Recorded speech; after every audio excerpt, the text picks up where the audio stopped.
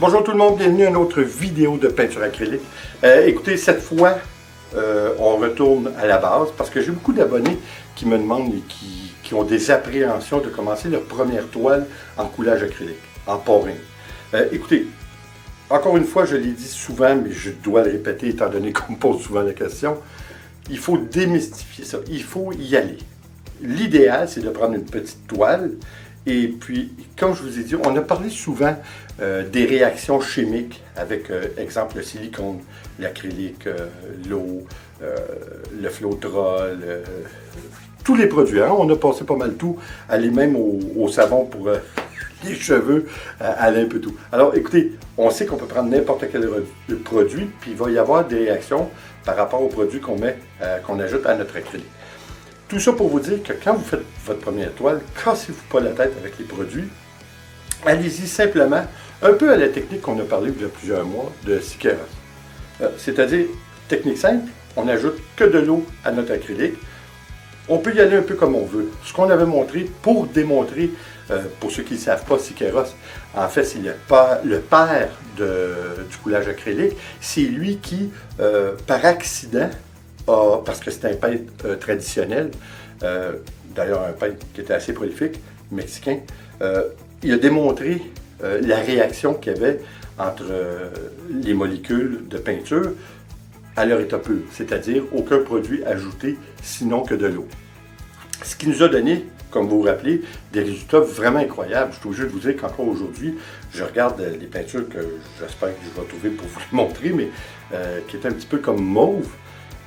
Encore une fois, par rapport à tous les essais qu'on a fait, les expériences, c'est de loin mes préférés. Juste pour vous dire que, encore une fois, on n'a pas besoin de se casser la nénette.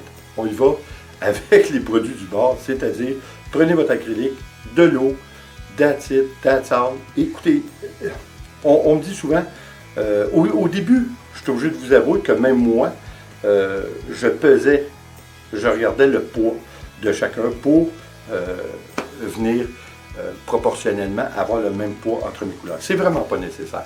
Dans le fond, ça va faire la job. Que vous mettez un petit peu plus d'eau ou un petit peu moins, c'est pas vraiment si grave que ça. La texture que j'essaie d'atteindre, c'est toujours entre le lait et le yogourt. Alors, vous allez voir, il faut l'essayer. L'idéal, encore une fois, c'est de prendre une petite toile, de faire vos expériences, puis ça ne fait pas vous recycler. Hein. C'est pas plus compliqué que ça. On le fait souvent quand ça ne vous plaît pas. Cassez-vous pas la tête. Là. Vous recyclez, puis ça vient de finir. Alors, on va y aller encore une fois pour ceux qui n'ont jamais fait l'expérience du coulage acrylique, qui, selon moi, est une des plus merveilleuses façons de peindre, parce que ce que ça va vous donner, c'est jamais de un pareil. Ça va toujours vous donner un résultat différent, peu importe. Même si vous prenez les mêmes couleurs, ça va toujours vous donner un résultat différent, si minime soit-il. Mais c'est ça qui fait la beauté de ça, c'est de voir la surprise qui est toujours surprenante, mais toujours plaisante à voir comme résultat. Alors, on va l'essayer, on va voir ce que ça donne. On va y aller, comme je vous ai dit, avec une petite toile. Puis je voulais vous parler, je vais vous en parler un petit peu bride par bride du voyage que nous préparons pour l'an prochain. C'est clair que nous allons aller à Paris probablement 4 ou 5 jours. Après, on sera en Normandie pour finir en Allemagne. Le but de ce voyage, évidemment, c'est le tourisme. Hein? Je n'ai jamais été en Europe, moi et mon épouse non plus. Alors, ce qui est important pour nous, c'est d'aller voir la souche de nos ancêtres. Mais évidemment, si on peut rencontrer plusieurs d'entre vous dans les villes que nous allons être, ça serait juste merveilleux qu'on se rencontre ensemble, puis qu'on discute, puis qu'on prenne un bon café ensemble, ça serait donc plaisant. Écoutez, encore une fois, on verra, hein, j'espère, là, je vous donne le teaser, là, puis espérons qu'on soit quelques-uns à se rencontrer. Pour l'instant, on s'en va voir, on fait notre première toile, on démystifie ça, puis on y va, puis go, on va voir ce que ça donne, puis on revient pour le mot de la fin.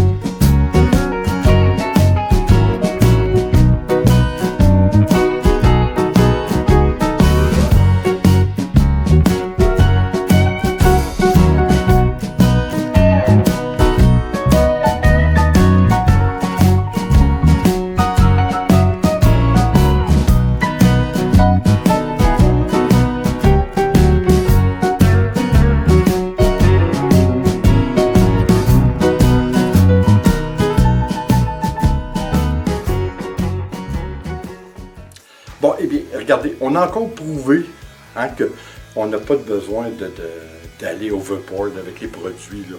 On n'utilise seulement que l'acrylique et l'eau. C'est incroyable les résultats que ça nous donne. Vous savez, vous pouvez même, pour encore une fois comparer à la technique de Siqueira, ce qu'on a déjà fait par le passé, vous pouvez simplement prendre votre acrylique, pas mettre rien dedans, même pas d'eau. Là, ce qui va arriver, par contre, clairement, étant donné que vous allez avoir une peinture qui est beaucoup plus épaisse, le temps d'immersion, le temps que vous allez voir le produit fini va être beaucoup plus grand. Là. Ça va vous prendre pas seulement quelques heures, ça peut prendre quelques jours. Mais c'est ce qui est intéressant. Même là, avec l'eau, vous savez, vous en mettez... Dans le fond, la différence, vous ne changez pas tellement la molécule de la couleur, vous ne changez pas la pigmentation, devrais-je dire, en mettant plus d'eau. Ce qui arrive, c'est que vous la rendez, si vous mettez plus d'eau, c'est pas si grave que ça parce que vous la rendez simplement plus fluide. Évidemment, elle va sécher plus vite, vous allez en avoir moins épais, vous allez en avoir une épaisseur plus mince sur votre canevas, ce qui va faire que ça va sécher beaucoup plus rapidement.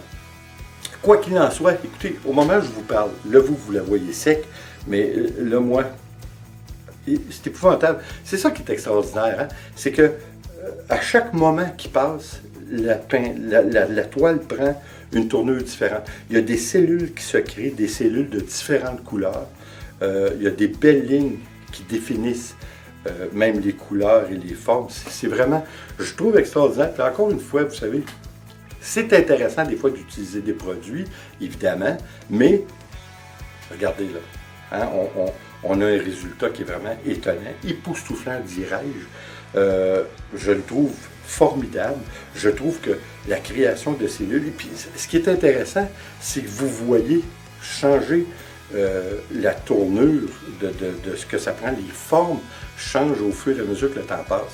C'est ça qui est extraordinaire. Hein? On dirait que c'est presque vivant. Hein? On dirait que ça a une vie, juste de par elle-même, elle a une vie, et puis le résultat final, ben, ça va être la vie qu'elle veut. Hein? C'est ça qui est on a un contrôle jusqu'à un certain point, mais c'est bien comme ça, parce que c'est ce qui fait la beauté du coulage acrylique. Là, vous avez vu, on a fait un flip-cup. La toile, beaucoup me demandent, là, parce que oui, je sais que je suis vraiment pas bon pour donner les quantités, parce qu'encore une fois, j'aime mieux en avoir plus que moins, ça c'est clair. Puis écoutez, là, on parle d'une différence de quelques sous. Alors, la toile qu'on a pris aujourd'hui, ça prenait vraiment pas beaucoup d'acrylique, comme vous avez vu, là. C'était une 11 par 14 pouces, donc 27,9 cm par 35,5. Je trouve que c'est une grandeur idéale pour commencer à faire des expériences. Et encore une fois, si vous ne l'aimez pas, vous passez par-dessus, vous recyclez, puis t'aurez joué. Alors, écoutez, j'espère que vous avez aimé. J'espère surtout que ça vous a démystifié ça, puis ça vous a enlevé les craintes que vous avez par rapport au coulage acrylique. Parce que ce qui fait qu'on a souvent peur de peindre, c'est la perte de contrôle. Ou notre manque d'assurance dans un certain contrôle, bien, c'est ça qui fait la beauté du coulage acrylique, du pouring, du flip-cup, tout ce que vous voulez dans la méthode globale du pouring, si on veut, c'est qu'on n'a pas de contrôle. C'est-à-dire on a vraiment un contrôle minime. Le contrôle qu'on a, c'est sur la quantité. Mais sur le produit final, oubliez ça. C'est ça qui fait, en tout cas pour moi, la beauté de ça. Parce que moi, à la base, je suis un peintre traditionnel.